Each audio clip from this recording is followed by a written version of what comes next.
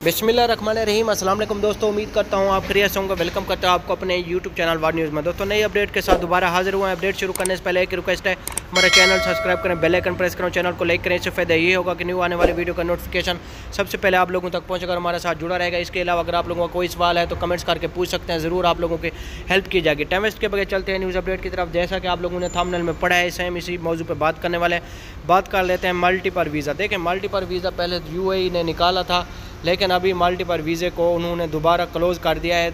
दोबारा multi visa नहीं निकल रहा।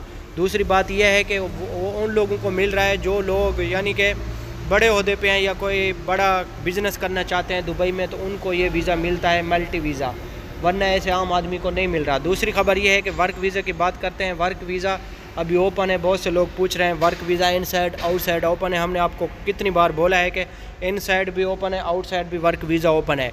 दूसरी बात यह है कि बहुत से लोग ये पूछ रहे हैं कि क्या हम विज़िट पे आके हमारा विज़िट वीज़ा अप्लाईमेंट में चेंज हो सकता है। आप लोगों का विज़िट वीज़ा अप्लाईमेंट में चेंज हो सकता है एक सूरत में, अगर आप लोगों को अरबी इंग्लिश आती है तो फिर आप लोगों का वही विज़िट वीज़ा अप्लाईमेंट में चेंज हो सकता है। लेकिन बहुत से लोग आप लोगों को बोलते हैं कि विज़िट पे आ जाएं और वीज़ा मिल जाएगा, लेकिन वीज़ा ऐसे नहीं मिलेगा। आप लोगों को लैंग्वेज आनी चाहिए, बाद में विज़िट जो है ना वो लाजमी आनी चाहिए, इंग्लिश या अरबी लाजमी आना चाहिए। ऐसे तो आपको बहुत से लोग बोलेंगे आ जाएं विज़िट पे वर्क मिल जाएगा, ऐसे नहीं मिलेगा। लाजमी आप लोगों को इंग्लिश आनी चाहिए।